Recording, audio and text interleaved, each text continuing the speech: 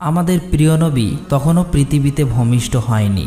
সময়টা ছিল তখনকার আরব সমাজ যখন অন্ধকারে ডুবেছিল। সেই সময়টাকে বলা হতো আইয়ামে জাহিলিয়াত যুগ, অর্থাৎ অন্ধকার যুগ। আরব সমাজে তখন আইন কানুন নীতি নৈতিকতার কোনো বালাই ছিল না। বেহায়াপনা, নোংরামি আর অশ্লীলতায় সমগ্র সমাজ যেন ডুবেছিল। সেই সময় নারীদের কোনো অধিকার ছিল না। নারীদের উপর চলতো নানান অত্যাচার ও নির্যাতন। এমনকি অনেক সময় কন্যা সন্তানদের জীবিত কবর দেওয়া হতো। এতে মানুষের মনে বিন্দুমাত্র মায়া, মমতা, ভালোবাসা ছিল না। নারীদেরকে সেই সময় ভোগের পণ্য মনে করা হতো। এমনকি বাজারে নারী পুরুষের দাসদাসী হিসাবে বেচাকেনা করার রীতি ছিল। সেই সময় বিভিন্ন প্রান্ত থেকে মুসলিমরা মক্কায় কাবা তোয়াফ করার জন্য আসলেও কাবাঘরের ভিতরে ছিল ৩৬০টি মূর্তি। কারণ মক্কায় তখন মুসলিমদের পাশাপাশি খ্রিস্টান, ইহুদি সহ বিভিন্ন গোত্রের মানুষ ব্যবসার জন্য স্থায়ী বা অস্থায়ীভাবে বসবাস করত, যাদের মধ্যে কাফের ও মুশরিকদের সংখ্যা অনেক বেশি হওয়ায় তাদের দাপট ছিল অনেক বেশি। এরপর সময় এসেছিল ৫৭০ খ্রিস্টাব্দে। তখন মক্কার নেতা ছিলেন নবীজির দাদা এবং কুরাইশ বংশের প্রধান আব্দুল মুত্তালিব, যিনি কাবাঘরের রক্ষণাবেক্ষণের দায়িত্বে ছিলেন। আর নবীজি তখন মা আমিনার গর্ভে। এর মধ্যে হঠাৎ একদিন আরবে বিশাল হস্তি বাহিনীকে দেখা যায়, যারা ক্রমশ মক্কার দিকে এগিয়ে আসছে এবং মানুষজন তাদের ভয়ে বাড়িঘর ছেড়ে পালাচ্ছে। কারণ সেই হস্তি বাহিনীকে প্রতিহত করার মতো শক্তি তাদের ছিল না। এমনকি ততক্ষণে সেই হস্তি বাহিনী মক্কার অনেকেরই ধরে নির্যাতন করতে শুরু করেছে এবং নবীজির দাদা আব্দুল মুত্তালিবের ২০০ উট সহ মক্কাবাসীর সমস্ত উট কেড়ে নিয়েছে, যাতে তারা তাদের সাথে লড়াই করতে না পারে। ঠিক তখনই দেখা যায় নবীজির চাচা আবু তালেব এসে আব্দুল মুত্তালিবকে মক্কার পরিস্থিতি সম্পর্কে জানায় এবং বলে, বাবা, আমরা ওই হস্তি বাহিনীর সাথে বিবাদ করে পারবো না, বরং আমরা আত্মসমর্পণ করি। আব্দুল মুত্তালিব তখন তার ছেলে আবু তালেবকে নিয়ে রওনা হয় হস্তি বাহিনীর প্রধানের সাথে দেখা করতে। আর এই হস্তি বাহিনীর প্রধান হলেন মক্কার পার্শ্ববর্তী এলাকা ইয়ামেনের শাসক আব্রাহা। তার ছিল অনেক ক্ষমতা ও শক্তির অধিকারী। মূলত আরব সমাজ যখন অন্ধকারে ডুবে থাকলেও সমগ্র পৃথিবীর বেশিরভাগ মানুষ জেনে গিয়েছিল যে ইসলাম ধর্ম হলো পৃথিবীর শ্রেষ্ঠ ধর্ম, সত্য ধর্ম এবং শান্তির ধর্ম। তাই বিভিন্ন প্রান্তের মানুষেরা তখন ইসলাম গ্রহণ করছিল এবং দলে দলে হজ করার জন্য মক্কায় আসত। ইসলাম ধর্ম এবং কাবার এতটা গ্রহণযোগ্যতা দেখে আব্রাহা তার ক্ষমতার দাপটে ইয়ামেনের রাজধানী সানাতে হুবাহু কাবার মতো একটি গির্জা তৈরি করে। কারণ আব্রাহা চেয়েছিল মানুষ খ্রিস্টান ধর্ম গ্রহণ করুক এবং তার তৈরি গির্জাতে বেশি বেশি আসুক। কিন্তু আব্রাহা যখন দেখে যে তার চাওয়া কোনোভাবেই পূরণ হচ্ছিল না, আব্রাহা তখন রাগে ক্রোধে ফেটে পড়ে। আর সেই কারণেই আব্রাহা একদিন সিদ্ধান্ত নেয় যে কাবা ঘরকে সে ভেঙে দেবে। তারপর আব্রাহা তার ৬০,০০০ সৈন্য নিয়ে এবং ১৩টি হাতি নিয়ে মক্কার দিকে আসতে থাকে। এর মধ্যে আব্দুল মুত্তালিব সেখানে পৌঁছে যায় এবং আব্রাহাকে বলে, আমি আপনাকে সতর্ক করছি, আপনি যে ঘরটাকে ধ্বংস করতে চাইছেন সেটা আল্লাহর ঘর, তাই এমন বিপজ্জনক কাজ থেকে দূরে থাকুন। কিন্তু আব্রাহা তার কোনো কথাই শুনতে চাইছিল না। আব্দুল মুত্তালিব তখন তাকে বলে যে, আপনি আমার উট ফেরত দিন। এই কথা শুনে আব্রাহা বেশ অবাক হয়ে যায় এবং বলে যে, আমি আপনাদের প্রিয় উপাসনালয় ধ্বংস করে দিচ্ছি, যেখানে আপনাদের বাবা দাদারাও ইবাদত করে এসেছিল।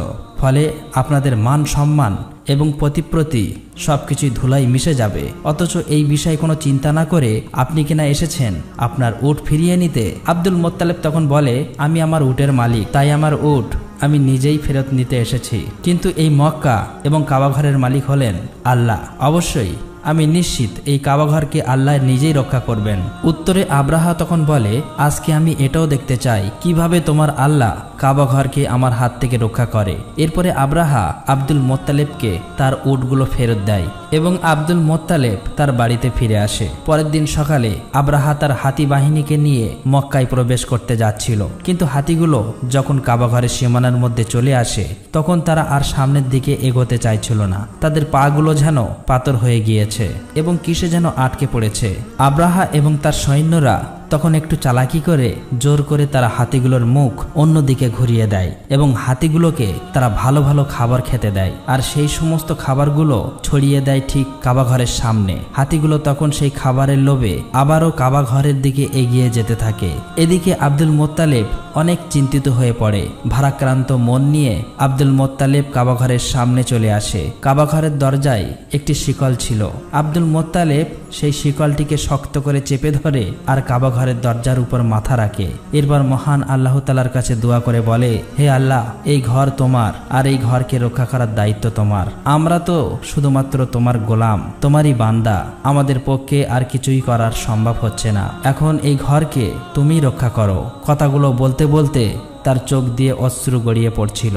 কিন্তু ঠিক তখনই আকাশ থেকে আব্দুল মোত্তালেব একটা আওয়াজ শুনতে পায়। তাই সে ধীরে ধীরে সামনের দিকে এগিয়ে আসে। ঠিক তখনই তিনি দেখতে পায় আকাশ থেকে শত শত আবাবিল পাখি ধেয়ে আসছে মক্কার দিকে। আব্দুল মোত্তালেব এক দৃষ্টিতে পাখিগুলোর দিকে তাকিয়েছিল আর মনে মনে ভাবছিল, এটাই হয়তো আল্লাহর কাছ থেকে প্রেরিত রহমত, যেটা আজ কাবা ঘরকে রক্ষা করবে। তা না হলে এত আবাবিল পাখি কেন এখানে আসছে? আবার প্রতিটি পাখির কাছে 3টি করে পাথর ছিল। একটি পাথর ছিল তাদের মুখে আর বাকি 2টি পাথর ছিল তাদের পায়ে। মোত্তালিব দেখতে পায় সমস্ত আবাবিল পাখি কাবা শরীফ ঘিরে ফেলেছে, এমনকি তারা সেখানে কাবা শরীফ তওয়াফ করছে। তখন তিনি বুঝে যায় যে পৃথিবীর কোনো শক্তি আজ কাবা শরীফকে ধ্বংস করতে পারবে না। এরপর সমস্ত আবাবিল পাখি ছুটে চলে যায় আব্রাহার হস্তি বাহিনী এবং সৈন্যর দিকে।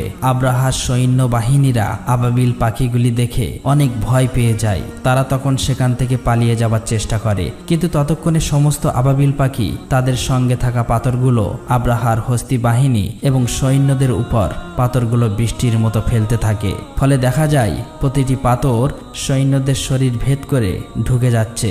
এতে মুহূর্তের মধ্যে সকল সৈন্যরা মারা যায়, এমনকি আব্রাহা এখানেই মারা গিয়েছিল। আল্লাহ তাআলা এই কাফেরদেরকে ধ্বংস করে দেয়। মহান আল্লাহ রাব্বুল আলামিনের কুদরতের মাধ্যমে এই ছোট ছোট পাথর দিয়ে ধ্বংস হয়েছিল 60,000 সৈন্য এবং 13টি হাতি। এমনকি এই ঘটনার বর্ণনা দেওয়া হয়েছে পবিত্র কোরআনে সূরা আল ফিলে, যেখানে বলা হয়েছে, তুমি কি দেখোনি তোমার প্রতিপালক কাবা ঘর ধ্বংস করতে আসা হস্তি বাহিনীর সাথে কিরূপ আচরণ করেছিল? তিনি কি তাদের চক্রান্ত নাশাত করে দেননি? তিনি তাদের বিরুদ্ধে পাঠিয়েছিলেন ঝাঁকে ঝাঁকে আবাবিল পাখি। তারা ওই হস্তি বাহিনীর উপর ছোট্ট ছোট্ট পাথর নিক্ষেপ করেছিল। অতঃপর ওই হস্তি বাহিনী পরিণত হয়েছিল ভক্ষিত ভূষির ন্যায়। আর এভাবেই ওই দিন কাবা ঘর রক্ষা করেছিল মহান আল্লাহ তাআলা। এই ঘটনার পর প্রায় 2 মাস কেটে যায়। এরপর আমরা একটি রাতের ঘটনা দেখতে পাই। মক্কাবাসীরা সেদিন নিজ নিজ কাজে ব্যস্ত ছিল। নবীজির দাদা আব্দুল মোত্তালিব সেদিন রাত্রে কাবা শরীফের ছাদের উপর দাঁড়িয়েছিল। হঠাৎ করে সেদিন আকাশে তিনি প্রজ্বলিত আলো দেখতে পায়, যেটা আরব থেকে পূর্ব অঞ্চল সহ সমগ্র বিশ্ব ছড়িয়ে পড়ে। আলোটিকে দেখে আব্দুল মোত্তালিব অনেক অবাক হয়ে যায়। এরপর তিনি দৌড়ে নিচে চলে আসে। এখানে তিনি দেখেন যে কাবা শরীফের ভিতরে বিভিন্ন পূজারীদের রাখা 360টি যে মূর্তি ছিল সেগুলি সব আপনা আপনি ভেঙে পড়ছে। এরপর তিনি কাবা ঘর থেকে বাইরে এসে দেখে যে কুফা এবং সিরিয়ার মধ্যবর্তী স্থানে পানি প্রবাহ শুরু হয়েছে, অথচ বহু বছর ধরে এখানে কেউ পানি দেখেননি। ঠিক তখনই আব্দুল মোত্তালিব তার ঘরের দিকে চোখ পড়ে। তিনি তখন দেখতে পায় আজকে তার ঘরের মধ্যে থেকে অদ্ভুত এক ধরনের নূরের আলো বের হচ্ছে, যেটা এর আগে তিনি কখনোই কোনোদিন দেখেননি। আব্দুল মোত্তালিব তখন ধীরে ধীরে তার ঘরের দিকে এগিয়ে যেতে থাকে, কিন্তু যখন তিনি তার ঘরের দরজার কাছে পৌঁছায় তখন তিনি দেখেন যে মা আমিনার কোলজুড়ে একটি ফুটফুটে শিশুর জন্ম হয়েছে, যার শরীর থেকে অসম্ভব পরিমাণের নূরের আলো বের হচ্ছে।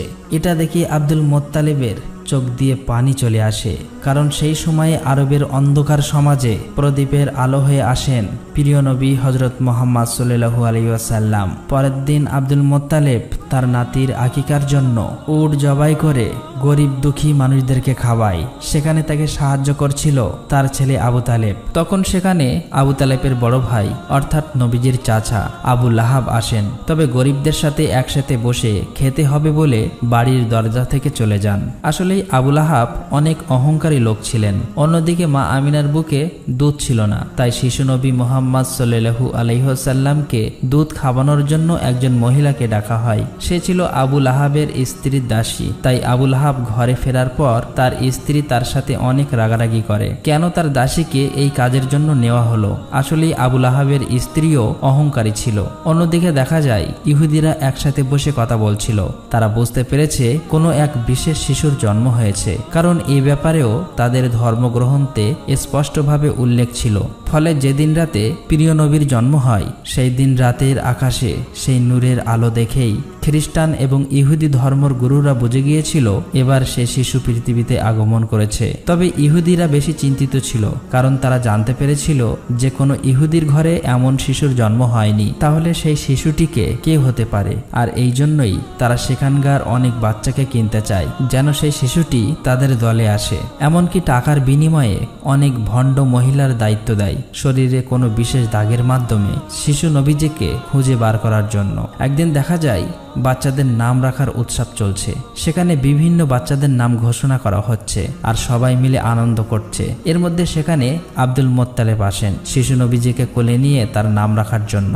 আব্দুল মোত্তালেব প্রথমে সেই কালো পাথরে হাত রাখেন, তখনই দেখা যায় কাবার সেই দরজার হাতলটি দরজায় বাড়ি মারছিল আর শিশু নবীর শরীর থেকে নূরের আলো বের হচ্ছিল। আব্দুল মোত্তালেব তখন সবার সামনে জনসম্মুখে শিশুটির নাম ঘোষণা করেন মুহাম্মদ। এটা শুনে সেখানে থাকা বিভিন্ন গোত্রের মানুষেরা বলতে থাকে যে এটা আবার কি নাম, এটা তো আমাদের কোনো দেবদেবীর নামের সাথে মেলে না। আসলেই তারা আগে কখনোই মোহাম্মদ নামটি শোনেনি, তাই সেখানে থাকা মানুষগুলো এটা নিয়ে বলাবলি করছিল। তখন সেখানে আবু তালেব সবার সামনে এসে বলে, হে লোক সকল, তোমরা থামো, এই শিশুটির নাম রাখা হয়ে গিয়েছে আর তোমরা কখনোই তা পরিবর্তন করতে পারবে না। এই বলে তিনি সবাইকে থামিয়ে দেন এবং সবাই তার স্বাচ্ছন্দ্যে মেনে নেন। এরপর দেখা যায় আবুল আহাব তার স্ত্রীর সেই দাসীকে ফেরত নিতে এসেছে, যে শিশু নবীকে প্রথমবার দুধ পান করিয়েছিল। ফলে ক্ষুধার্ত নবীজি আর দুধ পান করতে পারছে না। এ নিয়ে আব্দুল মোত্তালেব সরাসরি আবুল আহাবের কাছে আসে এবং এর কারণ জানতে চায়। আবুল আহাব তখন বলে, ওই দাসীকে আমার স্ত্রীর উপহার দিয়েছিলাম, তাই তার মালিক হলেন আমার স্ত্রী। এটা শুনে আব্দুল মোত্তালেব বললেন, তুমি মোহাম্মদের চাচা হয়েও এই কথা বলছো? অথচ আমি তো সব সময় মোহাম্মদের জন্য জীবন দিতে প্রস্তুত। তবে আল্লাহই তো মহান, তাই শিশু মোহাম্মদকে বেশি দিন দুগ্ধ কষ্টে থাকতে হয়নি। কারণ সে সময় আরবের রীতি ছিল যে সন্তান জন্ম নেওয়ার পর তাকে দুধপান করানোর জন্য এবং মরুভূমি থেকে দূরের মুক্ত আবহাওয়ায় লালন পালন করানোর জন্য বেদুইন মহিলাদের কাছে দিয়ে দেওয়া হতো এবং নির্দিষ্ট সময়ের পর আবার ফেরত নেওয়া হতো। এর আরেকটি কারণ ছিল বাচ্চাদের বিশুদ্ধ আরবি শেখানো, আর সবকিছুর জন্য বেদুইন মহিলাদের ভালো পরিমাণ অর্থ দেওয়া হতো। প্রতি বছরে একবার করে বেদুইন মহিলারা মক্কায় আসতো বাচ্চা দত্তক নিতে। এবারেও অনেক দম্পতি মক্কায় এসেছে। এর মধ্যে একজন দম্পতিকে দেখা যায় তারা বেশ ক্লান্ত ছিল আর তাদের উটটাও ক্লান্ত ছিল, কারণ মরুভূমির উত্তপ্ত গরমের মধ্য দিয়ে অনেক দূরের পথ পাড়ি দিয়ে এখানে আসতে হয়েছে তাদের। তাই প্রথমে তারা বাধ্য হয়ে তাদের উটকে কম দামে বিক্রি করে দেয় এবং বাচ্চা খুঁজতে থাকে। তারা আসতে দেরি করায় ততক্ষণে সব বাচ্চা দত্তক নিয়ে ফেলেছে অন্যান্য মহিলারা। এটা দেখে তাদের মন কিছুটা খারাপ হয়ে যায়। এদিকে কসাই যখন তাদের উটটাকে জবাই করতে যাবে, ঠিক তখনই উটটা উঠে দৌড় দেয় এবং নবীজির বাড়িতে প্রবেশ করে। এটা দেখে ওই মহিলার স্ত্রীও উটের পিছন পিছন নবীজির বাড়িতে প্রবেশ করে। তখন নবীজির মা আমিনা ওই মহিলাকে খুবই ক্লান্ত ও ক্ষুধার্ত দেখে খাওয়ানোর জন্য তাকে ঘরে নিয়ে যায় আর তার শিশু বাচ্চাটিকে দোলনায় শুইয়ে দিতে বলেন। মহিলাটি যখন তার বাচ্চাকে দোলনায় রাখতে যায়, তখন তিনি শিশু মোহাম্মদকে দেখতে পান, যার শরীর থেকে নূরের আলো চমকাচ্ছিল। সেই মহিলা তখন নবীজিকে কোলে তুলে নেন এবং তাকে ক্ষুধার্ত দেখে নিজের দুধ পান করান। আর এই মহিলাই ছিলেন নবীজির দুদুমা হালিমা। আসলে নবীজিকে লালন পালনের জন্য বেশি টাকা দেওয়ার সামর্থ্য নেই বলে নবীজিকে তখনও কেউ দত্তক নেয়নি। আসলেই নবীজিকে লালন পালনের জন্য বেশি টাকা দেওয়ার সামর্থ্য নেই বলে নবীজিকে তখনও কেউ দত্তক নেয়নি। তাই নবীজির দাদা আব্দুল মোত্তালেব এবং মা আমিনা শিশু নবীজিকে লালন পালনের জন্য এ ব্যাপারে কথা বলেন হালিমা এবং তার স্বামীর সাথে। মা হালিমা এবং তার স্বামী তাতে রাজি হয়ে যায়, যদিও তারা জানতো এই ব্যাপারে তারা ভালো কোনো অর্থ পাবে না। এরপর দেখা যায় মা আমিনা নিজে অনেক কষ্ট পেলেও নবীজিকে দুধমা হালিমার কাছে দিয়ে দেন এবং তাদেরকে দুটি উট এবং একটি গাদা দেওয়া হয়েছিল। হালিমা যখন নবীজিকে নিয়ে তার এলাকায় প্রবেশ করে তখন সেখানে বৃষ্টি শুরু হয়েছে, অথচ এর আগে বহু বছর এখানে বৃষ্টি হয়নি। পাশাপাশি নবীজি আসার পর থেকেই দুধমা হালিমার ঘর যেন আল্লাহর রহমতে ভরে গিয়েছে। আর এভাবেই কেটে যায় 2 বছর এবং চুক্তি শেষ হওয়ার কারণে দুধমা হালিমা এবং তার স্বামী প্রিয় নবীজিকে ফেরত দেওয়ার জন্য তার মা আমিনার কাছে নিয়ে আসে। নবীজি আসার সাথে সাথেই কাবা ঘর আলোয় ভরে ওঠে। অন্যদিকে মা আমিনা নবীজিকে দেখে খুশিতে কেঁদে ফেলে, কিন্তু কাবার আশেপাশে তখন একটি মহামারী রোগ ছড়িয়ে পড়েছিল। সেই সাথে নবীজির দাদা আব্দুল মোত্তালেব জানতে পারেন যে ইহুদিরা তখনও নবীজিকে খুঁজে বার করার চেষ্টা করছে। তাই খারাপ কিছুর আশঙ্কা থেকে নবীজিকে রক্ষা করতে আবারও নবীজিকে হালিমার সাথে পাঠিয়ে দেয়। এরপর কেটে যায় আরো 2 বছর। এর মধ্যে হঠাৎ একদিন নবীজির দুধমা হালিমা ভীষণ অসুস্থ হয়ে পড়েন। সেখানকার কবিরাজ এবং তান্ত্রিকরা এসে হালিমাকে সুস্থ করে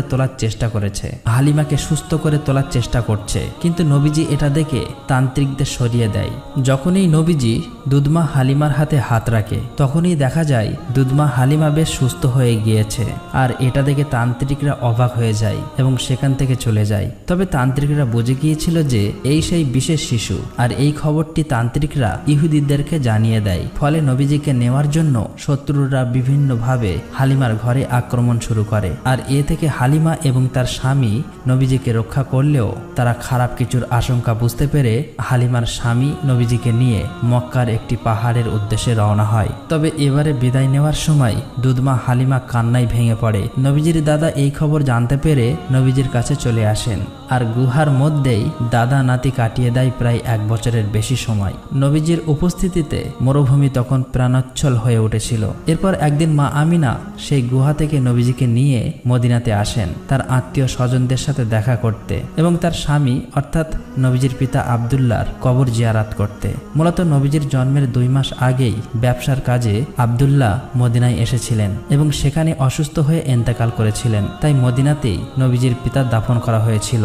মা আমিনা এখানেই নবীজিকে তার পিতা সম্পর্কে বলতে থাকেন এবং নবীজির সাথে একটা ভালো সময় কাটাতে থাকেন। কিন্তু মাত্র 2 মাসের মধ্যেই মা আমিনা হঠাৎ অসুস্থ হয়ে পড়েন। আর এই অবস্থাতেই নবীজিকে নিয়ে মদিনা থেকে ফেরার পথে মা আমিনাও ইন্তেকাল করেন। ফলে মাত্র 6 বছর বয়সেই নবীজি এতিম হয়ে যান। তবে এই অবস্থাতে ইহুদিরা নবীজির উপর আক্রমণ করলে নবীজির চাচা তাদেরকে প্রতিহত করেন। এরপর আবু তালেব নবীজিকে তার দাদা আব্দুল মোত্তালিবের কাছে মক্কায় নিয়ে আসেন। আব্দুল মোত্তালেব এবং নবীজি সব সময় একসাথেই থাকতেন। এমনকি কাবার রক্ষণাবেক্ষণ এবং মক্কায় হজ করতে আসা মানুষদের দাদার সাথে নবীজিও সহযোগিতা করতেন। তবে সেই সময় একদিন কাবা তওয়াফ করার সময় আব্দুল মোত্তালিব হঠাৎ করে অসুস্থ হয়ে পড়েন। আর এই সুযোগেই নবীজির অহংকারী চাচা আবু লাহাব চাই কুরাইশদের নেতা হতে, কিন্তু কিছুদিনের মধ্যেই আব্দুল মোত্তালেব নবীজিকে তার চাচা আবু তালেবের হাতে তুলে দেয় এবং কিছুদিন পর নবীজির দাদা আব্দুল মোত্তালেব ইন্তেকাল করেন। ফলে মাত্র 8 বছর বয়সে নবীজি একেবারেই একা হয়ে যায়। এরপর চাচা আবু তালেবের সঙ্গে নবীজি মক্কাতে জীবনযাপন করতে থাকে। সেখানে নবীজি ছাগল চড়ানো সহ বিভিন্ন কাজ করতেন। তবে একদিন নবীজি দেখেন যে নবীজির সেই অহংকারী চাচা আবু লাহাব সোয়াইব নামের একজন দাসীকে অন্যের কাছে বিক্রি করে দিচ্ছে। কিন্তু সোয়াইবের স্বামী সেটা না করার জন্য আবু লাহাবকে অনুরোধ করতে থাকেন, কারণ সে অসুস্থ ছিল। উত্তরে আবু লাহাব বলেন, আমার পাওনা অর্থ ফেরত দিয়ে দিলে আমি তাকে আর বিক্রি করব না। তখন পাশে দাঁড়িয়ে থাকা নবীজি চাচা আবু লাহাবকে বললেন, সোয়াইবকে আপনি ছেড়ে দিন, আর আমি নিজেই আপনার অর্থ ফেরত দেব। নবীজির এই মহানুভবের কারণে সোয়াইব সেদিন ছাড়া পেয়ে যায়। মূলত সোয়াইব ছিলেন সেই মহিলা যিনি নবীজিকে সর্বপ্রথম দুধ পান করিয়েছিলেন। এরপর আরেকদিন নবীজি দেখেন যে একজন লোক তার কন্যা সন্তানকে জীবন্ত কবর দিতে যাচ্ছে। আর সেই সময় লোকটির স্ত্রী তার স্বামীর পায়ে ধরে কান্না করে এটি না করার জন্য অনুরোধ করছে। নবীজি তখন শিশু বাচ্চাটিকে কোলে নিয়ে লোকটির কাছে আসে এবং লোকটিকে বোঝান যে কন্যা সন্তান হলো পিতামাতার জন্য রহমত স্বরূপ। নবীজির কথা শুনে লোকটির মন মায়া মমতায় ভরে ওঠে এবং তার কন্যা সন্তানকে নিজেই কোলে নিয়ে নেয়। এভাবেই দেখতে দেখতে নবীজির বয়স হয়ে যায় 12 বছর। এদিকে তার চাচা আবু তালেব যেহেতু ব্যবসায়ী ছিলেন, তাই আরবের নিয়ম অনুযায়ী প্রতি বছরেই একবার সিরিয়া সফরে যেতেন। তখন নবীজিও বায়না ধরলেন তার চাচার সাথে এবারও সিরিয়া সফরে যাবেন। যাত্রা শুরু করার পর প্রতিমধ্যেই বসরা নামের একটি জায়গায় তারা তাঁবু ফেলেন। আর সেই শহরেই একটি গির্জায় ইহুদিদের একজন ধর্মগুরু ছিলেন, যিনি নবীজি এবং তার চাচা আবু তালেব সহ কাফেলার সমস্ত লোকের একটি দাওয়াত খাওয়ায়। এই সময় বালক মোহাম্মদকে দেখে বুঝতে পারেন যে তিনি হলেন শেষ এবং সর্বশ্রেষ্ঠ নবী। এটা যেমনি তাদের ধর্মগ্রন্থে লেখা ছিল, তেমনি তার অন্তর্দৃষ্টি থেকে দেখতে পেয়েছিলেন। এরপর তিনি আবু তালেবকে বলেন যে মোহাম্মদ এখন তোমার আশ্রয়ে আছে, তাই তোমার আরো বেশি সতর্ক হওয়া উচিত। এবং এটাও বলেন যে মোহাম্মদকে নিয়ে তোমার সিরিয়া যাওয়া উচিত হবে না, কারণ সেখানকার ইহুদিরা তাকে ক্ষতি করতে পারে। তাই আবু তালেব তার সিরিয়া যাওয়ার সিদ্ধান্ত বদলে আবারও মক্কার দিকে ফিরে আসতে শুরু করে। তবে প্রতিমধ্যেই তারা সেই ইহুদিকে আহত অবস্থায় দেখতে পায়, যে কিনা বারবার মুহাম্মদ সাল্লাল্লাহু আলাইহি সাল্লামকে ক্ষতি করতে চেয়েছিল। নবীজি তখন তার ঘোড়া থেকে নেমে সেই ইহুদির মুখে পানি তুলে দেয় আর তাকে সমুদ্রের একটি জায়গায় নিয়ে আসেন। সেখানে নবীজি দেখতে পান যে একটি মূর্তির সাথে শিকল দিয়ে একটি মহিলাও দুটি বাচ্চাকে বেঁধে রাখা হয়েছে কুরবানি দেওয়ার জন্য।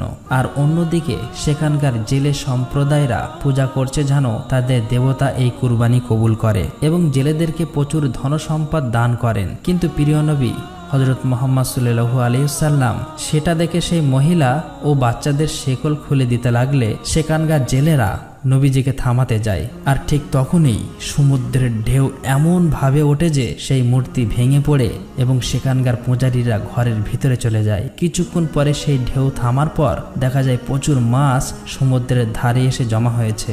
এটা দেখে জেলেরা অবাক হয়ে যায় এবং দ্রুত সেই মাছগুলো ধরতে থাকে। আর দূর থেকে এইসব দেখে সেই ইহুদি লোকটি অবাক হয়ে যায়। আসলে আল্লাহ পাকের কাছে এটা নবীজির দোয়া ছিল। শেষ দৃশ্যে দেখা যায় আবু তালেব বৃদ্ধ হয়ে গিয়েছে, আর তিনি কাবার সামনে দাঁড়িয়ে মক্কার সমস্ত লোককে আহ্বান করছে কোনো রকম দ্বন্দ্ব বিবাদ ছাড়া ইসলামের পথে ফিরে আসতে এবং শান্তিপূর্ণ জীবনযাপন করতে। কিন্তু তখনও সেখানকার কিছু নেতারা আবু তালেব এবং হযরত মুহাম্মদ সাল্লাল্লাহু আলাইহি সাল্লামকে মিথ্যা প্রমাণ করতে চায়। তবে মক্কার মানুষ ততদিন পরিষ্কার হয়ে গিয়েছিল হযরত মুহাম্মদ সাল্লাল্লাহু আলাইহি সাল্লাম হলেন শেষ নবী এবং সর্বশ্রেষ্ঠ নবী। তাই তার ধর্মই হলো সর্বশ্রেষ্ঠ এবং সত্য ও শান্তির ধর্ম।